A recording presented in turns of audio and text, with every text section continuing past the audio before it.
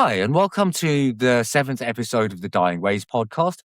Today we'll be covering some less common experiences to do with shamanic journeys, reincarnation, and unusual death experiences.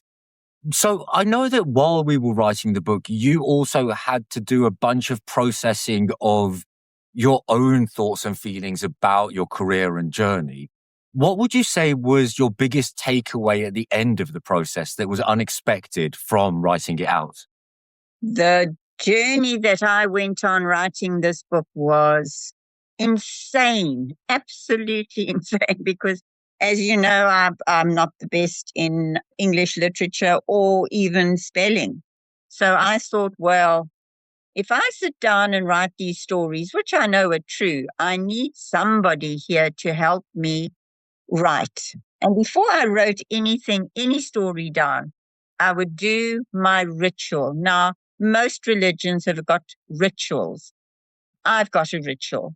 I play my mantras, I light my incense, I burn my candles, and I say to my guides, I'm now going to sit down and write something that people are going to want to read. I need help. And I found, because Charles, you said to me, start at the very beginning. And the very beginning was the day I was born. So I started at the very beginning and I wrote and I wrote and I wrote. And I came to realize that incidences in my life, which I thought were A, when I thought about them again, they ended up being B. An example, may I give an example? Yeah. An example is my father. Yes, my father was a schizophrenic. He was an abuser. What he did to my mother was not worth repeating. What he did to my sister, myself, but particularly what he did to my brother. He broke my brother. And all my grown-up years, I believe that it was my father that was the one that was hitting us with a sjambok, abusing us when in his drunken state. And yes, we did get that. But the abuse actually came from my brother. And my brother started, and I found out from my sister, she was also raped by my brother's friends. So he would give us around to his friends. And it started when I was 9 years old, my sister was 12. But my abuse with my brother that I could remember was when I was 12 years old. Now, this is the most interesting part of this journey. You process all the time because you think out of the box. Why did this happen? And the other evening, I came across a snippet in my subconscious that 20 years ago, I came to Cape Town. I met somebody who attended spiritualist meetings. And I said to him, you know what? I think I'm going to go with you. I didn't know the guy very well, but I went to this meeting and there were all these people sitting around in a circle. I didn't know a living soul. And the process was to go into a meditation and see what comes up. And the woman sitting next to me, I don't know who she was, where she was from, she said, I have a message for you. She said, in my meditation, this person is trying to come through to say sorry to you. And I have to describe him to you. He comes from a woodwork shop. He's doing some woodwork, but the lady standing next to him is all dressed in black with one of these foot tracker cappies on. I said, that's my brother. I said, my brother was a woodworker and that could have been one of my Omars, and they all wore black. But it never rang home. He was trying to apologize then already to me. And I didn't know what he was apologizing for. I didn't know what had happened to me when I was 12. I blocked it out. When I wrote the book, it came through. That's what happened. Guess what? So recently I've been reading Jung's Red Book. And in a part I got to recently, he talks about how you have to descend into the darkness and the filth, basically, in order to reach the higher state of being and a higher plane of self. Would you agree with that? 100%. Look at a drug addict. Look at a drug addict or an alcoholic or, somebody who is totally addicted to something. They end up in the gutter before they decide they're going to make the turn. So I guess we get brought to our knees, and not all of us, but some of us get brought to our knees to have to think things through. So I agree with the statement, yes. Yeah, and that makes something of something that Alaric said to me a little while back, that the definition of rock bottom is actually where the only thing worse than recovery and making yourself better is the pain of carrying on. And that's what has to Yes. be faced for you to turn around. Now, isn't that interesting? Because if you said to a drug addict or an alcoholic or anybody right now who's a practicing alcoholic, call Mm, him practicing, mm, he doesn't realize that he needs to change because he still thinks he is okay. He has to reach rock bottom. I did mm. learn that from my son Alaric, yes. So on that note, and you mentioned guides earlier, how do you know when you're listening to the difference between the right and the wrong voices? So you have the voices of the subconscious and the voices of the past and memory, but not all of them want you to heal. Not all of them want you to get better. How can you tell the difference? Very good question, Charles, because in actual fact, when it comes down to it, what you are seeing is it true or isn't it true? And this is why I think that when you are journeying to see what is in the subconscious. So you are going on these psychedelic journeys to actually see what it is that you are carrying in your cesspit.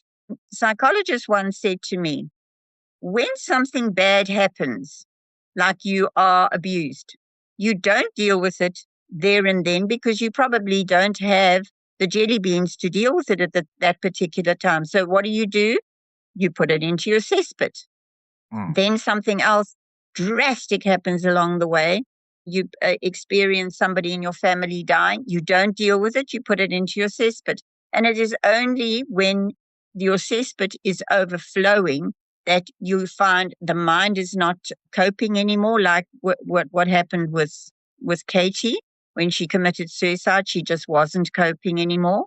And if I think about what a psychologist should be doing in this time with that patient. They should be helping that patient unpack. Now, mm. to unpack what is in your subconscious, when you go to sleep and at 2, 3 o'clock in the morning, you suddenly feel, I'm dreaming. What am I dreaming of? This is a fabulous dream. It is the subconscious that is poking its head out. When we talk now, we are using our brain. When we go to sleep, our brain goes to sleep. And it gives the subconscious a window to come out and say, hi, look at me. So, for example, if you wake up in the middle of the night, take cognizance of what is being said to you in your dreams. Now, the question you did ask was, how do you know what is true and what isn't true? And how do you know what to react on?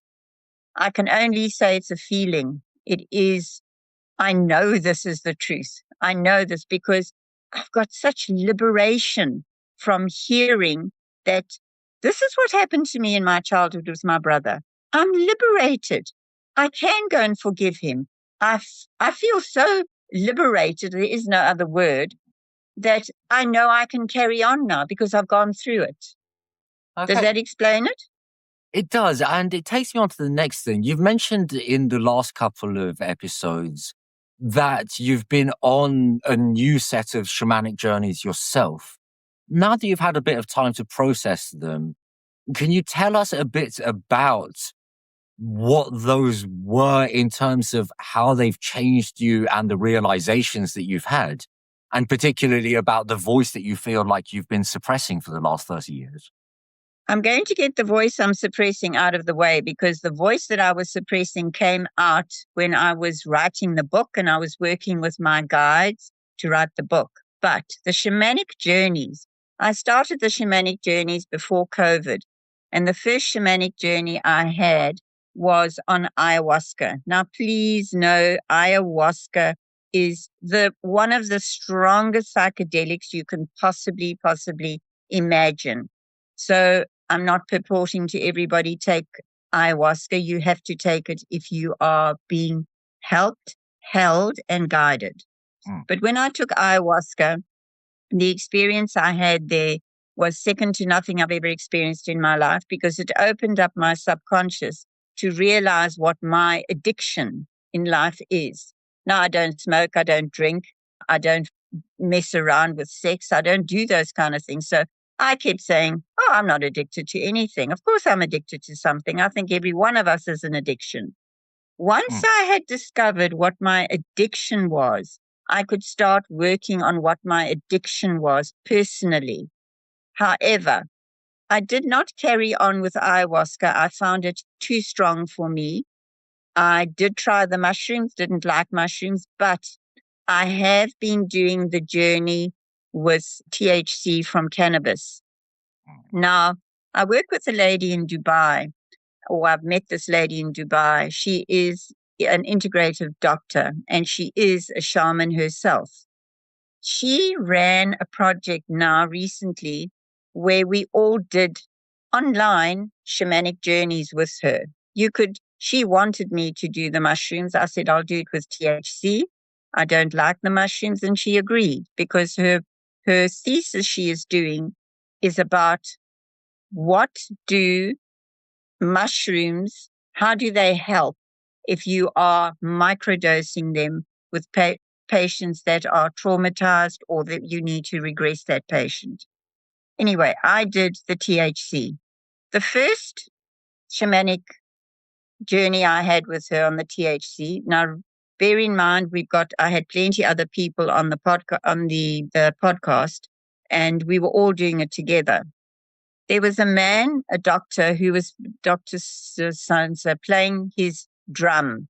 And this is a shamanic drum. And he played the drum and he kept saying to us, find your spirit animal, find your spirit animal. The first journey did nothing for me. These journeys take 2 hours online. The second journey was about 4 days later, and it was only 3 ladies. And we went into our meditation. We had all been taking some sort of psychedelic. They took mushrooms, I took the THC. And I listened to him playing this drum and saying to me, go and find your spirit animal. And I thought about this and I thought, well, okay, let me go into the cave. Let me see what he's talking about. And then the man started to chant. Now, bear in mind, I was a devotee in the Hindu way of life for 8 years. So chanting for me is completely normal. If I want to clear the energy, I chant. I went into my cave and there was this enormous bear in my cave. I didn't know what a bear stood for, but I walked straight up to him, and all I did was I let this bear put his arms around me, and I felt very, very safe. I had to be analyzed by Dr. Linnell, after this. And she said to me, do you know what a bear spirit stands for? I said, no. She said, it stands for protection. She said, you were looking for protection. And I said, what am I looking for protection for? I said, because I wasn't aware that was what my soul needed at that time. And then I went into thinking about it. And last year, I claim I had surgery without anesthetic for 90% of the year. I don't know how I got through it. And the panic situation for me this year was an overlap of last year. I walked out of that cave and I said to Dr. Linnell, I said, I have no fear and I have no anger. Because of the journey I did, my subconscious was speaking to me. I allowed myself to drop the anger and drop the insecurity. Yes, I still get angry from time to time. But she said, go back and find your bear, because your bear will protect you from the feelings that you get. And who of us doesn't have anger? Who of us doesn't have a problem with where's the next cent going to come from? So yeah, my journey there was very eye-opening. So on that note, you've mentioned microdosing a couple of times and that you use THC with dying patients. What's the difference between taking microdoses and taking full shamanic doses? Is it possible to come close to the realizations you have with shamanic doses from microdosing? I personally do not think it is, because microdosing, many times, microdosing for a patient is actually a placebo. They think that they're on a journey and they think that they've got to do something. But if you are a psychologist and you, or an integrative doctor, as it is Dr. Linnell, you do need to have something where the patient can go home. So this is why you would microdose, and you would see what it is that comes out with the patient on microdosing. I don't have any experience with microdosing at all. However, I do have experience with the THC. And initially with my patients, I will put them onto full plant cannabis, and I will say to them that if you take this, I know I can lower your amount of analgesic, your morphine, for example, your fentanyl I'm giving you, I can lower it because THC is an anti-inflammatory and it helps with the pain control. However, when it comes to explaining to my really staunch Afrikaans guy who's so against dacha, Mm, "Nee, sister, I can't take dacha." And I say to him, just let me talk you through this. It's called holding the space. It's called watching your patient. It's called not putting your patient into a psychotic situation. And that is one of the reasons I do recommend that every shaman should have a psychology behind them. Getting back to my old Afrikaans guy who just does not want to take dacha, I try to explain to him what the small doses of THC are going to do. I don't always get that right. Some of them just enjoy the feeling. But when you are that sick and you're on your last legs, doesn't take much to give someone a glass of whiskey, for example, and they feel, oh, I feel really amazing. They get the same from the THC. And when somebody is on the brink of going into the next world, or they've only got 3 weeks to die, the rules go out the window. There are no rules. I'm there to keep you in a state of, if I could use the word euphoria, the side effect of morphine is euphoria in any mm, case. So now I've got THC on top of that. It is the medical fraternities, the medical staffs they are the ones who keep the patient happy, in inverted commas, mm. free of pain. So Does that answer it? it does. So when you have someone that is has hit their final days and they come through something that's just too big to process alone, or that they have very little time left in which to process it, then what are your options? Is there a risk that opening the cesspit will be something damaging rather than healing? Definitely. And that happened with my story with the young lady who did not want her mother to go, remember? Mm, And and her mum was so ready to die. And the young daughter kept saying, no, no, no, no, no. And I went back into the house and I said, my girlie, your mum is not going to go until you learn to accept that this is the end of her journey. But I didn't have, once again, the jelly beans to cope with that young girl.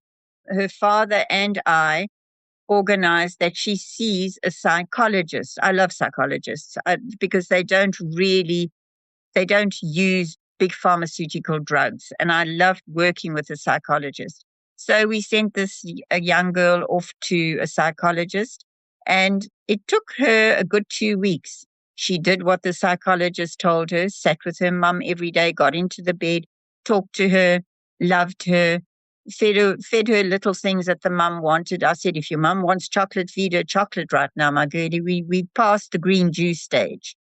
And she phoned me after this and said, thank you for your intervention, because it allowed me to say goodbye to my mum and it allowed me to see the bigger picture. Do you So, find yeah, that people that's are how it goes. often very resistant to getting help or to speaking to a psychologist? A lot of people are resistant to speaking to a psychologist, but when you are really rock bottom and somebody says, this is what worked for you, for me, people are very open to at least listening to what you're saying. I think a lot of people are very, if you think about the Americans, they all have somebody they talk to. Have you got a therapist? Have you got this? It's a way of life for them. So, to move on to some of the stories in the book itself, Candice in particular seemed to approach her death as preparing for something, and particularly as preparing for her own spiritual liberation. Did having that framework give her a fundamentally different relationship with her own death than patients that don't see it that way? I do believe Candace was a spiritually grounded, very, very, very strong woman. And she believed, as do I, she believed in karma and she believed in the afterlife. And my question is, does the outside world believe in a vibration? Hmm. So you'll say, of course you do, because every cell in the body, every molecule vibrates. But if you walk into a room and before you even speak to someone, you can feel the vibration in the room. Everyone's talking, but you home in on one person. Why? Because their vibration you feel attracted to, and everybody vibrates at a different level. I personally believe, as did Candace, that our journey on this earth plane is to improve. We are here to give, we are here to learn, and we are here to better ourselves. Because we believe in reincarnation, both Candace and I, and we do not want to return to work on moksha. We want to attain that in this life, so we don't come back. My So, granny used to teach me, you think you die and you go to hell, because that's something that I learned when I was in the convent. If you don't do that, you're going to hell. She used to say, what do you think this earth is? You can die and you can go to purgatory, but look around you. Do you think there are not pockets on this earth plane that are hell? Imagine being born onto this earth, and you are a young black girl who is being trafficked, being kidnapped, and they traffic her. Is that a form of hell? I can think of plenty forms of hell on this earth plane. So when it came to Candace, I think she thought the same, as on the same vein as me, and she accepted that it was her time to die, and she just worked on herself from a spiritual point of view. yeah, and that makes sense of something that I came across years ago in philosophy that talked about the fact that this is both the best and worst of all possible worlds, and that accepting that heaven and hell are both here and now is the key to divorcing yourself from being overly concerned about them being outside of this life. But Interesting, interesting. But you see, you and I both have a Hindu background, and that is what the Hindus teach. so, on that kind of note, do you find that atheist patients have a harder time of it than patients of one faith or another? I don't actually know what the word atheist means, because everybody believes in something. If you take Keanu Reeves, he will say to you, I do not believe that anything happens to me when I die. I believe that the people who are left behind will miss me. That's all he believes. He doesn't ever talk about a God. He doesn't ever talk about an afterlife. But Keanu Reeves, and the entire world knows who Keanu Reeves is. He lives a life as simplistic as he can possibly live. He is a man that just gives and gives and gives. And he's got the right idea. What we are meant to be doing on this earth plane is improving our vibration. We are not here to plunder and kill and do all the debauched things. We are here to look after one another. We are all walking each other home. Who says that all the time? We are here holding somebody's hand, helping the next person to walk their on their path on this earth plane. And if you're an atheist, I don't believe you are going to have any more difficult time than I am, for example. But I could be wrong in that one. So, with people like Billy J, who died just filled with anger about everything in the world, and who, under this kind of rubric, would be someone that needs to come back to learn the same lesson, how do you approach telling them that they need to actually deal with things before they pass? Or is it something that's just impossible for patients that are that lost in their own anger? I think if somebody has gotten to the last leg of their journey and they are waiting to die, and their entire life they have been filthy, filthy rich, they have commanded their little empire. Now suddenly their power has gone. Their power is nowhere to be found. They've still got money. They try very hard to buy their power back. But can you change them at the 11th hour? I don't even try. My Oh. job there is to keep that patient comfortable and to do whatever it is that he asks me within reason to do. It's not to, he's not a soul for me to retrieve. He's not a soul for me to save. I Hmm. don't think I'm going to get anywhere. He's got, Billy J had so much on his mind just trying to stay alive. For me to go in and say, oh no, I want you to do this or that from a religious point of view, I don't even think a priest would do that. Hmm. I don't know what a priest does actually. So, do you think that coming from a wealthy and like well off background or space can actually make dying harder? If you're attached to everything, but there again, the beautiful example is Keanu Reeves. I don't think he'll bat an eyelid if somebody said to him tomorrow, your time is up, it's time for you to go. He would get all his ducks in a row and say, goodbye, I'm off, I'm out of here. I've done what I needed to come down to this earth plane to do. And this is the parting gift. I have done, I have finished. Have you accomplished everything that you want to accomplish if you die tomorrow? And if you can honestly say you have accomplished it, you are ready to go. But it doesn't matter about money. I don't think it's got to do with money. Hmm. Okay, so on that note of people needing to find their path and make their peace, you talk a bunch about the pastor that uses the 12 steps. How do you decide what framework to offer a patient? Or do you just tell them what's available and hope that they can find what fits them? I think from experience and having a son who has taught me the 12 steps, I can see how beneficial the 12 steps are. And I can see how this little pastor that you are referring to, how she finds the 12 steps helps her negotiate with the dying patient. And in turn, it will help the patient because all she's doing is she's following a formula. Hmm.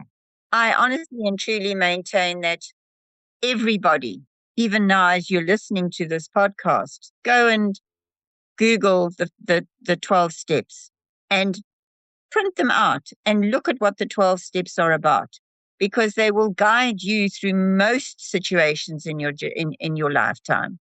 Very, very, very helpful to have the 12 steps at the tips of your fingers. So just to return a bit to, you mentioned your mom and your gran just now. Did either of them talk about what they believed happened at the moment of death? My mother talked about it all the time. My grandmother would refer to it every now and then. If something went terribly wrong, like she broke her hip, and she would say, oh my word, I must have done something very, very bad in my previous life because now this is karma catching up with me. And that's how she saw breaking her hip, having to get through her hip being broken. My mother, on the other hand, my mother accepted that when her life on this earth plane is done, she's ready to go. And she would say over and over, I'm going to go and see my mother. I'm going to go and see the man I love, which she She did have a very good relationship with a man at the end. And she said, I'm going to see all my loved ones over there. I'm quite happy to go. There was no, oh, I'm scared. She wasn't scared at all. She went when she was ready. So, in terms of your own belief there, has anything that you've seen during your own practice changed your own beliefs? Or has it just reinforced what you believed in the first place?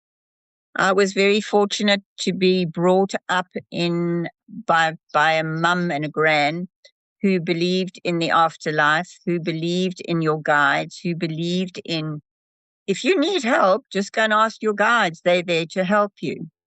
This does not mean that I do not believe in who Jesus is. This does not believe because I'm not a Christian that I have got a different belief. Not at all. I think I'm just very fortunate in that I have a far more simpler outlook on life. I don't believe you're going to die and go to hell or go to heaven. That's not what it's about. I believe you're on this earth plane to serve. I believe you're on this earth plane to help everybody and to better yourself as a person. It's a trial. I think we're all here on a trial. And interesting. So recently, I've been narrating a copy of The Gospel in Brief that Leo Tolstoy wrote. And part of why he wrote that book was to strip Christianity of all of the metaphysics and miracles and focus it back down onto the actual message, particularly for Christians that had been driven away from the church by all the bells and smells and metaphysics.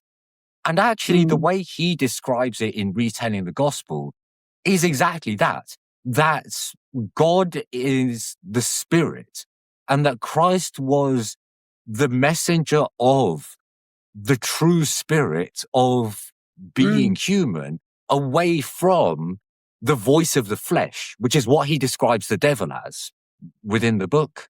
So I think actually there are lots of Christians over time that would agree that that's the real message of Christ. Exactly that. It is about being in this world and proper here and now and helping people and recognizing your spirituality, not about distancing. Because they're also, Yes. with my own mother, she will frequently, when things that are difficult happen, say that it must be because of something that happened in a previous life.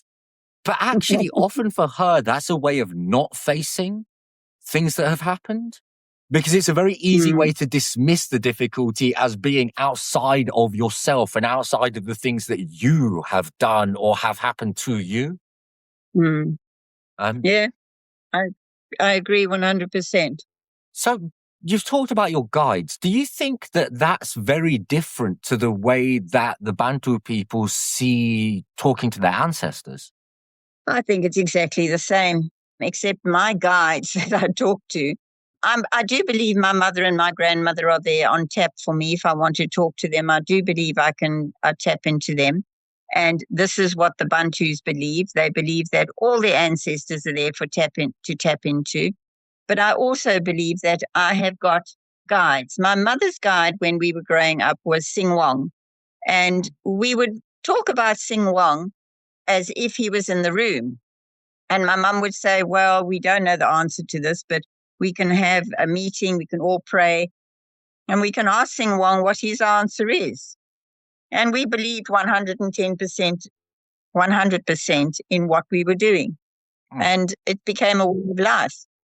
So on that note, because you've worked with shamanic journeys and people across lots of different religions and a lot of the traditional Bantu practices, do you think that there's a shared thread here, that actually all of these are different ways of doing the same thing?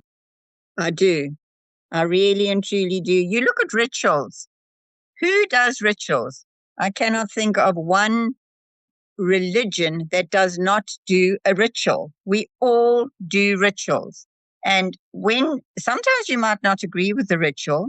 In the old days, I think it was in the days of the Egyptians, they would sacrifice a child, a maiden who was they would sacrifice somebody. We do not agree with those rituals. But today we do rituals, and a ritual that overlaps with the Bantu and overlaps into the Shamanic is Mpepu. Every day Mpepu. I was working in my guest house one evening in Grahamstown in 137, and 137 is a heritage site, and the floors are made of yellow wood. And I kept smelling fire. So I went around, and eventually I could see where the smoke was. It was in this young man's bedroom. And I knocked on the door, and he was very apologetic. He was a young black Xhosa man, very young, but he was an advocate. And he had a court case the following day in Grahamstown, and he was defending a young girl who had been raped. And he said to me, "Ma'am, you must forgive me, but I'm cleansing my room with the Simpepu he was burning." And he said, "I need to call on all my ancestors to be with me during my trial tomorrow." And I said, "I agree with you 100%. I said, "When you finish, can you please take your Mpepu and go and burn it in the rest of my guest house and clean all the energy?" So, and that is what we do in shamanic traveling. We use cedar wood. We burn cedar wood, and cedar wood cleanses the air. They claim it does something with bad spirits, but it also cleanses the air. I use Mpepu and cedar wood to cleanse my house regularly. Have you ever heard of someone who moves into a new home and they put salt in all the corners of the home? I've actually witnessed this. Now, why they put salt, I've got no idea, but it is a ritual. It's a ritual. They don't want the energy of the last person that was there, so they'll put salt there. Witches use salt. They have rituals. I don't know what the salt indicates. I've never done it, but yeah, I know all about Mpepu and I know all about the cedar wood.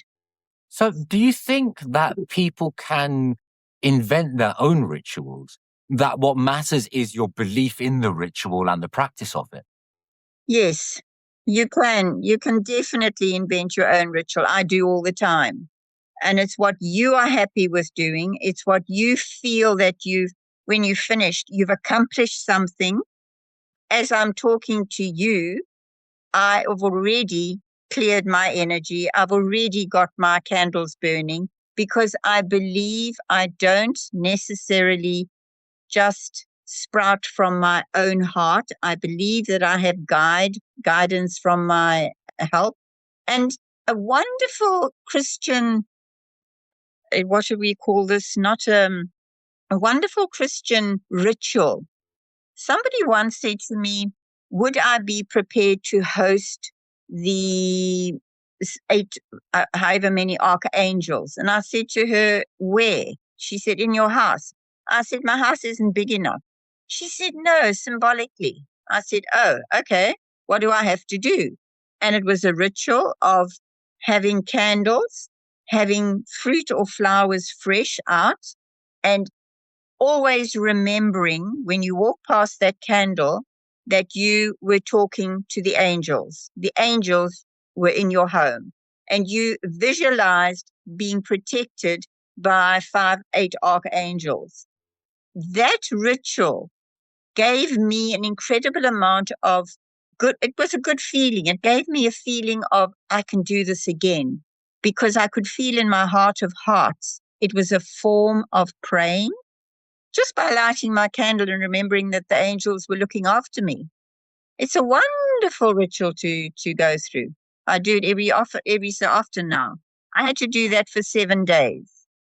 And that actually makes sense of, so something else that I was reading in the Red Book yesterday was Jung talking about how some truths are both so simple and so profound that they can only be grasped in symbols, that there's no way of explaining or describing it other than the experience of that truth itself. Exactly. So I'm saying to you, the amazing feeling that I got when I went into the cave and I experienced that bear, the amazing feeling I got when I hosted the angels for a week. Go and do it. Go and experience it for yourself. And when it comes to psychedelics, if you want to take a psychedelic that is not going to upset your stomach, it's not going to give you diarrhea, you go for the THC. THC from cannabis is not a registered psychedelic. We know this, but we know it gives you psychedelic journeying, and that is what we're looking for. So we're nearly out of time, but I just want to ask what's actually a personal question. So I discovered yesterday that somebody I knew for a long time had died. Now, this guy, Tony, I mean, he must have been in his 30s when I met him, and I would have been, I don't know, 11 or 12. And he had had a very bleak existence, like very difficult childhood, kicked out of the home, never really saw his few remaining family members. And it turns out that a few years ago, like he'd been an alcoholic basically his whole life and had ended up in a wheelchair after we had left the town that he lived in. And he died a very lonely and miserable death, just surrounded by his own filth, basically, in council care. And there's been something about it that I've been finding quite difficult to process because there was a life that it just never had a chance, right? Like he lived awful, like he wasn't a bad person, but he wasn't particularly a good person either because he never had the chance to be anything other than broken. When someone like that passes, how do you make sense of it? How do you make your peace with the experience of a life that was lived but not really lived, or just lived in misery and pain? If you have a look at, have you ever seen a dwarf with a nose that comes out of the forehead, eyes that shouldn't be are in the wrong place? We will call them a funny looking dwarf or a whatever, but they are born with such a disability and they overcome this disability. They decided before they came to this earth plane, this was the amount of karma I am going to undertake. I am going to be an orphan. I am going to be in a wheelchair. I am going to have these things done to me. And this is my karma that I'm coming down here to work through. Neither you nor I know about this gentleman you're talking about, what he discovered in his final days when he was in a wheelchair, in his own filth, in a nursing home. It could have been that all the karma that he went through, he suddenly realized, I have done so much, I have had so much to get over and to come through on this earth plane. I don't think I have to come back here again. I have experienced hell. Look at the hell he experienced. But you don't know what he was like when he died. Did he say to everybody, what I did on this earth, I did to the best of my ability. I'm leaving and I think I've done all my karma. That's one way of looking at it. The other way of looking at it is he got dealt so much in one lifetime and he never actually dealt with it. I will give you an example of, please tell me the man who was so clever and in the wheelchair, and he sort of moved this wheelchair around, but when he died, all he had was his eyes. Now that man and his karma that he went through, and look at the karma he went through. Look at the karma he decided before he came to this earth plane he was going through, and look what he did with it. Look what he did with it. Look how he actually managed his life. Was he a good person when he died? Well, he certainly helped the world. He certainly gave of himself. It's all about karma, all about karma. And we decide what karma we are going to deal with before we get here. So when I have somebody who has gone through 20 years of rehab and they keep saying they are blaming their father for having to go into rehab, I say, no. You decided you were going to do this karma before you came here. That's Okay, my so take. yeah, and I think, I mean, one of the things that I did, I'm not sure if I personally believe in an afterlife, but for Tony's sake, I hope there is one, because he deserves some peace at least. And perhaps, as Oh, you lovely. say, he suffered enough that he deserves the rest he will go to. Okay, but that's been great, Dale. Mm. Thank you very much. We'll continue next week with questions about South Africa particularly, and about the differences between genders and cultures in the way they take things on. Free audio post-production by alphonic.com.